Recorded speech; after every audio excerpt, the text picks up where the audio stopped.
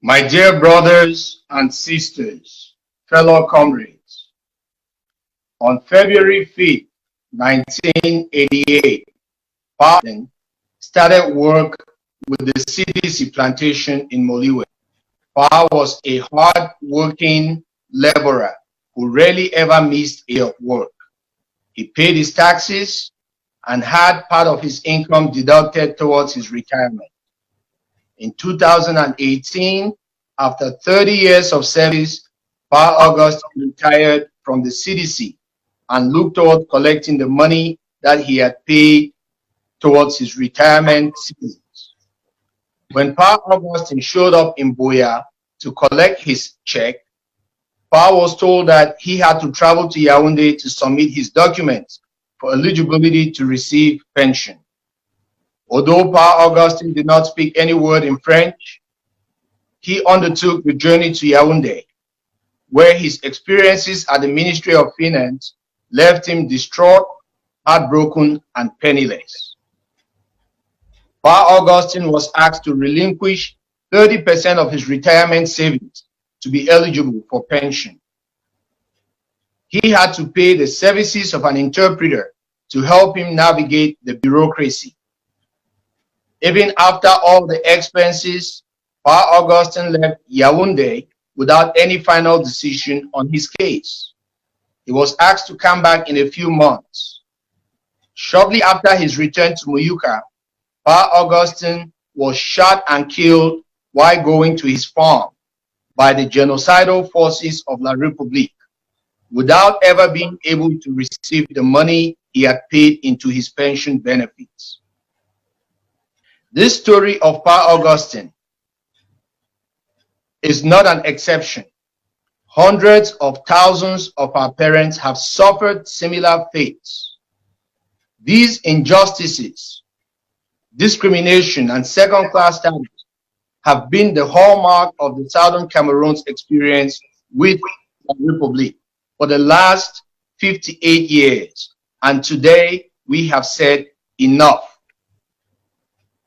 In 2016, during the call for fair representation in the courts and classrooms in Southern Cameroon, our lawyers, our students, used their God-given rights to a peaceful protest against the injustices, but La République unleashed a show of force by assaulting, arresting, and executing in cold blood some of our brothers and sisters. We therefore salute the courage of all those Ambazonians who stood up despite all these challenges and finally said enough. We must live free or die. And so today we salute the courage of Mancho BBC, Pen Terence, Agbo Bala, Tassan Wilfred, Harmony Bobga, and Pontem Niba. We salute the courage of those who preceded them: Dr. EML Endeli, J.N. Poncha, Augustine Ngomjua, Bernard Fonlong. We salute the courage of Fongoji Dinka, Ambassador Possum, Professor Carlton Anyangwe, and Ekontang Elad. We salute the courage of the women and the men of AAC 1 and AAC 2. We salute the courage of Bo Herbert, Cho Ayaba, Milan Atam, Ebenezer Akwanga, John Ba Akuro, Samuel Sako.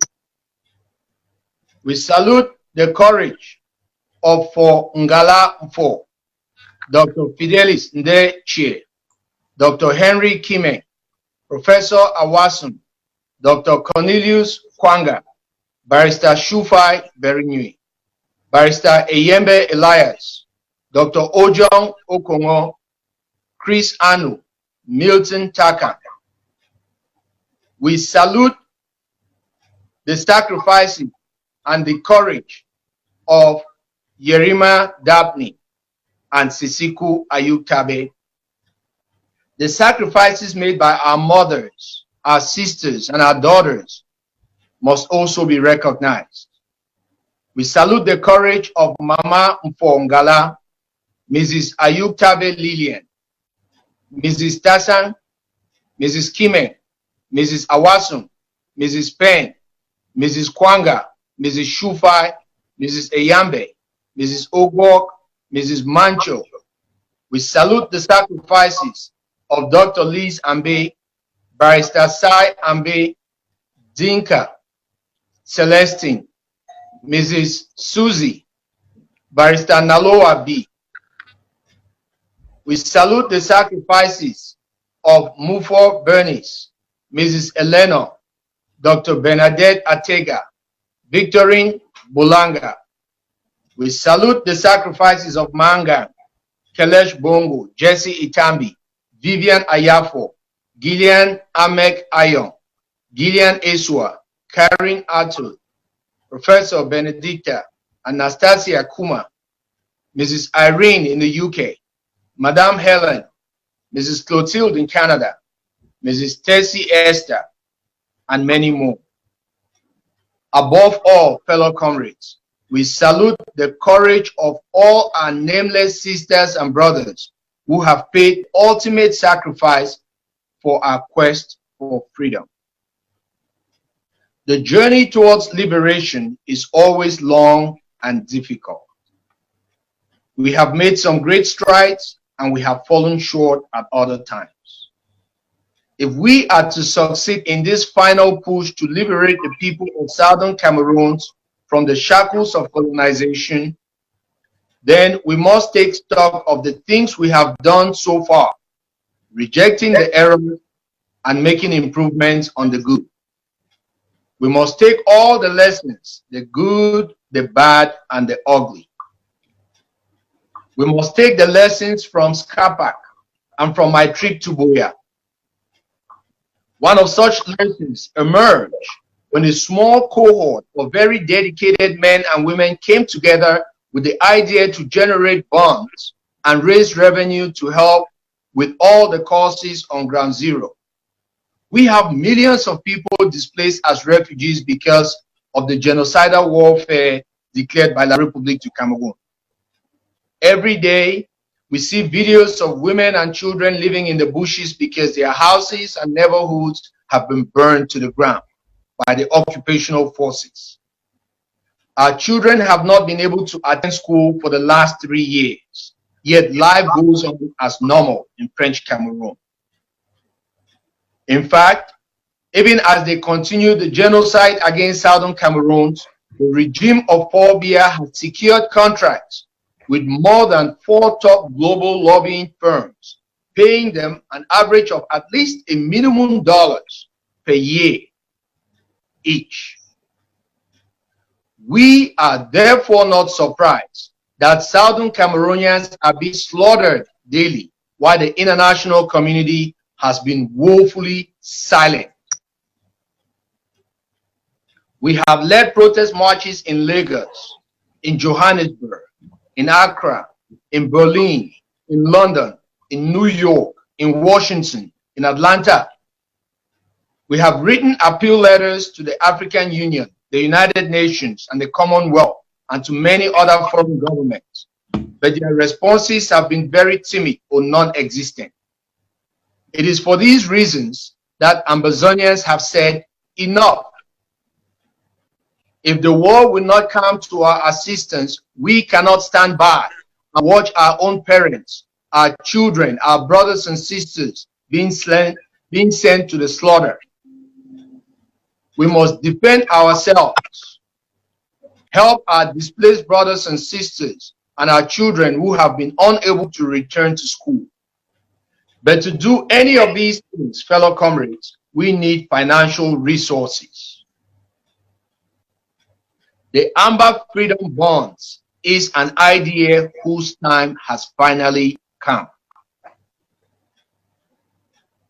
Like many of you, I have been participating in these advocacy projects in the background while helping those in leadership. When I was approached with the idea to lead the board of governors of the Bank of Ambazonia, I could not accept the request. Why me? I'm not a banker. I have shunned previous offers to take up leadership because I have been effectively preoccupied working within the Southeast region. But it became evident that if the good and honest men and women of Ambazonia do not stand up to lead these projects, then they should not complain when ineffective people or those who are moved by their own private interests against the common good take the charge. After giving the request some consideration, I prayed about it and I discussed it with my family.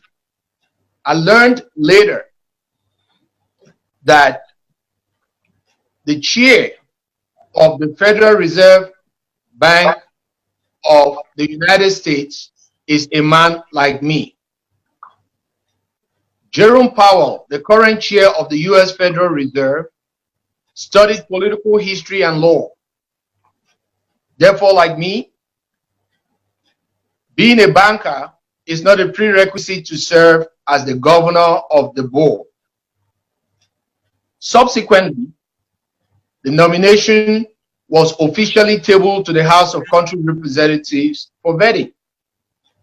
I was invited to the confirmation hearing and spent more than 3 hours answering questions on all aspects of my background from the various honorable members of that house. My fellow Ambalanders, I can attest to you that Ambazonians are finally learning from the past and applying those lessons. The confirmation hearing of the governor of the board of Ambazonia received a vetting like no other scrutiny has been done to anybody who has occupied or sought any public office in Ambazonia. So what exactly is the Amba Freedom Bond? What is the Bank of Ambazonia? And what is the Board of Governors expected to do? Amba Freedom Bonds are simply loans that Ambazonians can make towards the restoration efforts of the sovereignty of Southern Cameroon. These loans to Ambazonia are made when you purchase a bond. Because it is a loan, you will be reimbursed with interest at the date of maturity. The Njangi House of Ambazonia, popularly known as the Bank of Ambazonia, will manage this process and issue the bonds. The role of the Board of Governors is therefore to provide and maintain an effective payment system, supervise and regulate banking operations, conduct policy. The board will appoint a bank manager and other banking executives for the daily processes and operations. Many of you have asked, who owns this bank and what guarantees do we have that the bonds will be honored at maturity by a future government in Boya? Equally important have been the question, why should we trust the Bank of Ambazonia? And why should we believe that this bank will be any different from what happened to Scapac and my trip to Boya? The Federal Bank of Ambazonia and its corresponding Board of Governors belongs to all Ambazonians. Under the terms of reference and the Articles of Incorporation, all Ambazonian groups are eligible to send representatives to the board. The board has representatives from all counties in Ambaland. Service on the board is voluntary and not subject to compensation. Let me repeat that, fellow comrades. Service on the board is voluntary and not subject to compensation. Self-defense groups have representatives on the board, and the House of Country Reps have their own delegates on the board. Has your county sent its nominees to the board? Do you know who your board representatives are? The board members are nominated by their respective organizations. Board members serve a 2-year term, renewable once, and the chair and any board member can be voted out by a 2/3 majority for lack of capacity, poor performance, inefficiency, bias, and gross misconduct. We all own this bank and must hold it accountable. Thus far, we have started by putting in place the structures so that whoever occupies the board cannot abuse their office. The chair of the board has been vetted and confirmed by the House. The tenure of office of the board members is clearly defined, and the duties of the board and the banking administrators are all spelled out. This is just the beginning and a work in progress. Ambazonians have never done this before. So we need for you to assist us and to make proposals on how to improve accountability. I can assure you that under my stewardship, I will maintain accountability. I will hold the board accountable and hold you all hold me accountable as well. I will be transparent with you by providing regular updates and reports. We must be the gatekeepers and watchdogs, not only against embezzlement and mismanagement, but against those who are trying to kill this initiative. We shall no longer use the tired excuses that we are in a war, or we shall give reports when we get to Boya, as a means to deny our people access to information which they should rightly and legitimately have. Ambazonians must cultivate good practices now. If we cannot do it now, it will be too late when we get to Boya. Here are the delegates nominated by your respective groups to serve on the Board of Governors of the Bank of Ambazonia. From the House of Country and Regional Representatives, Dr. David Njibamu, Comrade Evelyn Otabo, Comrade Elias Njiga. From Southern Cameroon's Activist Front, Comrade Neba Nathan. From the Restoration Forces, Comrade Ben Asa. We're still awaiting representatives from AMF and the British Southern Cameroon's Revolutionary Forces. So far, we have received delegates from the following counties: from Mezam, Comrade David Alomba; from Manu, Comrade Dakota Wilson; from Kupe Maninguba, Comrade Henry Kome; from Lubialem, Comrade JJ Asongu. And we're awaiting the delegates from the remainder counties. Non-voting members, Comrade Roland Chebofu from the project team, and Comrade Patience Ayuk of Canada. Ambazonians, fellow comrades, are not the first, nor shall they be the last people to have issued bonds to support a revolutionary effort. Most countries all over the world issued bonds during World War II. In fact, the British North American colonies also issued bonds during their War of Independence. And there was a big debate in the US during that colonial period about honoring the war bonds at independence. Alexander Hamilton ultimately prevailed on George Washington that the newly independent United States of America has benefited and won its freedom because of the revenue that came from the bond issue.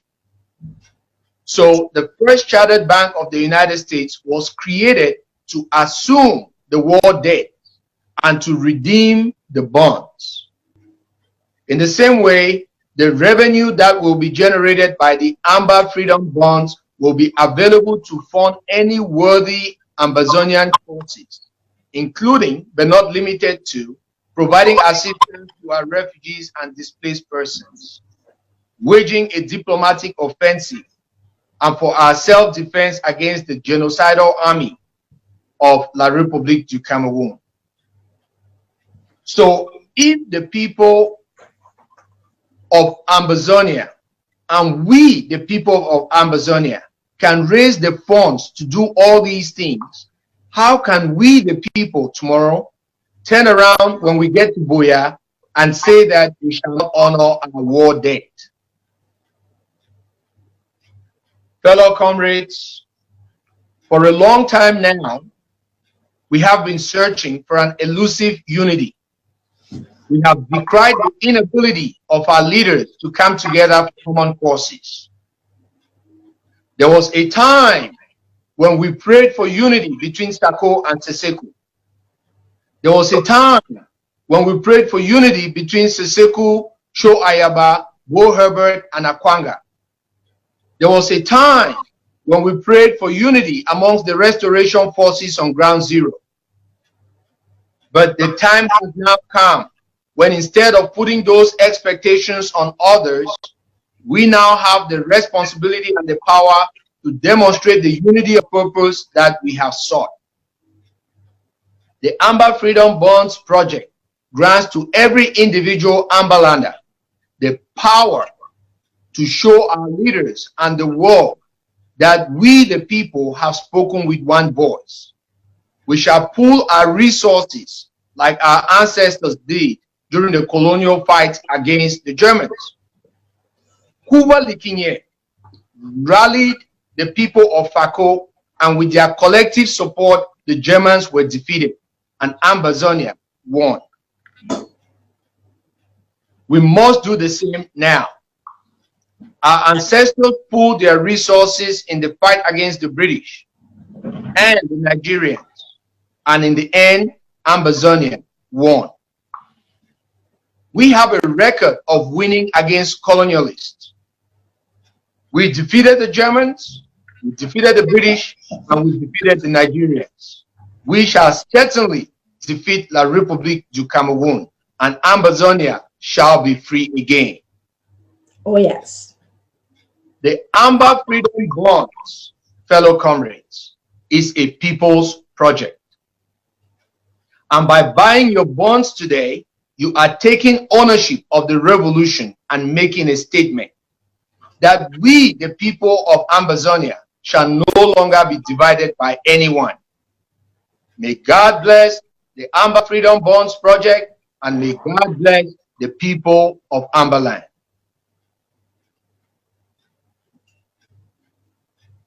Thank you.